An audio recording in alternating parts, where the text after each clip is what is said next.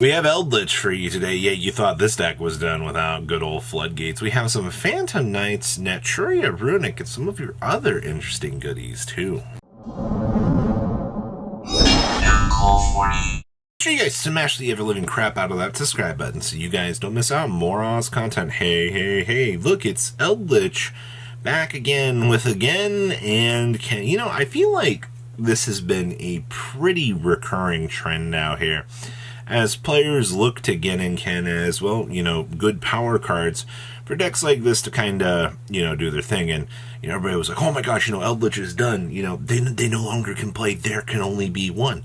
The evil has been defeated. And it's just like, no, people are going to find ways to evolve. And this right here is how I think people are going to do it. Summon Limit is still one of the only working floodgates that we still have doing its thing out here. And, it's still doing just fine. I'm surprised that people are surprised about this. Also, you forget that this card exists. We still have a sly couple of interesting little tips and tricks in our armament here. Things that we can do, and also, the one of Destructive Daruma Cannon kind of doing its thing as per usual. I also see that this build is getting away with playing some Droplet in here. That's kind of something you don't really see all that much in the current existing meta. Okay, we're also main decking the Feather Duster. Okay, also we're on what? Double King Sarcophagus. Dumal Def is our extra name here, and one Hoppy with the Triple City. Yeah, poor version of our other little protector friend, getting absolutely zero playtime in this deck. But okay, I like this. Also, you just gas to the floor. Like, this card's insane. Also, the insane value you get on both, like, Roselia and Silvera here for the deck. Yeah, I know Bellstar has other support cards other than being abused in the way that it's been for most combos. Alright, next up here, we have, yes, look, it's Naturia Runic, guys, but don't be fooled. It was Joshua Schmidt's deck all along, alright? This is, the one thing that you're going to learn about these Runic variants out here is this card right here. Branded Regained is the heart and soul of these builds. Branded Regained gives you regeneration, gives you the ability to, regeneration on top of a draw one, which is, extra supplement value that you want to see. And of course, hello, Bysteel Uber. I'm also really glad to see that Bysteel Uber being our level 4 tuner monster means that, we can mess around with some of the little cooler lines of play that you normally shouldn't be able to play. Now, the side deck down here is kind of interesting for this. I see that we have enemy controllers, which means we can toss one of our stupid, terrible runic monsters off of a side of the wall and go, hey, we can go ahead and, take some sort of advantage of it, which is fine, call your opponent's monster and over to your field, mission accomplished. We're also playing some Hey Trunades here, so if anything that our opponent might be setting up that might be considered detrimental to us, we can take advantage of, which I personally think is good. Being able to move threats on over to your field or to be able to answer those threats, or forcing your opponent to chain those sorts of threats, I think are very, very good. Good stuff. Outside of that, once again, you're using the Naturia backing of this deck to kind of help you generate your advantage, but the real MVP here is going to be the Regained. Alright, once again, if you've played the other version of this deck, it's going to help you out very, very strongly. Alright, so good stuff to see Naturia Runic doing its thing. Next up here, we have Phantom Knights. You're kind of noticing a trend right now with a lot of this meta. You got, like, the Horus package, which is, like, a good supplemental base for the decks. Or you've got, like, a Runic package over here that is, like, the glue holding all of this stuff together. Anybody else feel like that's kind of what we're seeing here? Because it most definitely feels like it is.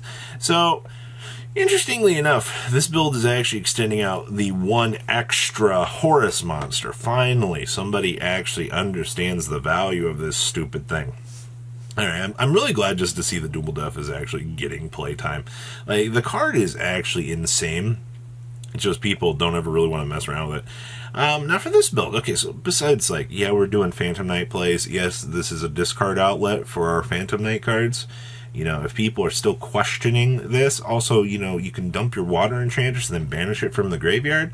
Like, we still have synergy. It's still pretty strong for what it is.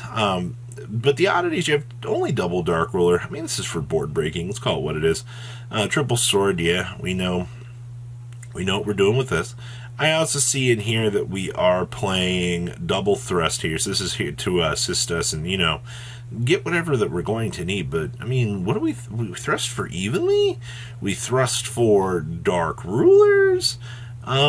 There are some interesting choices in here that we can actually toggle into. And I'm not really sure how I necessarily feel about that. I mean, I guess we can also thrust into a Rite of Armisia, I guess, but, like, interesting little choices. I always feel like there should be attack talent somewhere along the way in these builds, but this is what you're looking at right now, and I genuinely like what I'm seeing. It opens up the door for some very interesting ideas. Next up here, we have Pendulum Magicians, and yes, you gotta love the fact that Time Pendulum Graph is just such a stupid good card, man.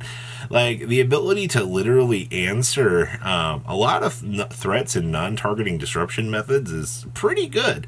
But I do want to say here that for what you're expecting from Pendulum Magicians, you still have issues with the deck, alright? There's a reason why Trip doesn't really play the deck as much anymore. It's not like it's a crazy combo-oriented, you know, we can always combo up and do well. No, the problem is your reliance on your combo, your opponent's ability to disrupt you, and this card right here can be a pain in your butt some days. Alright, but I will say, you know, having the Triple Gate Magician here to assist you along with your combo lines is pretty good. I'm also glad to see that the TCG has been very adamant about the Triple Wings of Light for this deck. Alright, like, the Triple Wings of Light is actually pretty strong for what you want here. Also, like, post-side decking, you do see that we have the Majesty Pegasus. We also bring in a Dragon Pit Magician in here as well, and of course, everybody's favorite Secret Village of the Spellcaster here. Yes, I love the fact that you can secretly just Secret Village lock your opponent. Technically, in a perfect world, if you got that up in the Time Pendulum Graph, you should be in such an extremely strong winning position that your opponent's not going to really be able to break that field. And, I mean, there are always going to be, I guess, methods of madness here. You have the Lava Golems, you have Pinkertopses to also kind of call on in here and help you, you know, break boards. But for the most part, this is going to be a really strong post-side decking option for you here. So overall, not too bad. I like what we're doing here with this deck. Very, very, very strong.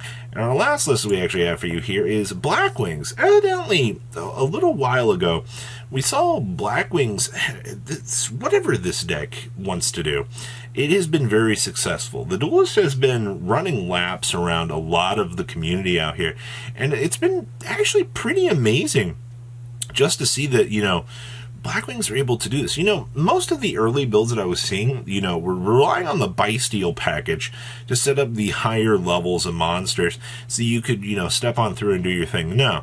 But if you're expecting, you know, is there some sort of like crazy IQ method of madness to this? Right here. The Duo King, Kali King Yugi. You make this during your opponent's turn, well, suddenly your opponent just can't do anything. And it's really disappointing that that's the little tech trend that you've got going here. The Kali King Yugi just blinking an entire... It's very, very strong. Don't underestimate it. Also, you know, the Rusty Tin Can here helping you on along with your play alliance. That's the stuff that you need. But Blackwings, it's competent, all right? Contrary to what people might think out here in today's meta, you know, this deck is, I consider this deck very, like, low tier for a little while. But the more that we've been seeing this deck kind of show up, I've been genuinely impressed with this. So good stuff. So what do you think about the ideas in some of these lists? Is there anything here that you want to test? Please leave a comment down below. Tell me what you guys think. I still Blackwings of all things. All right, it's doing well. And of course, if you guys have had success, send over your list, and I'll see your beautiful faces back here later in the day, guys. Patrons. Thank you. Ah!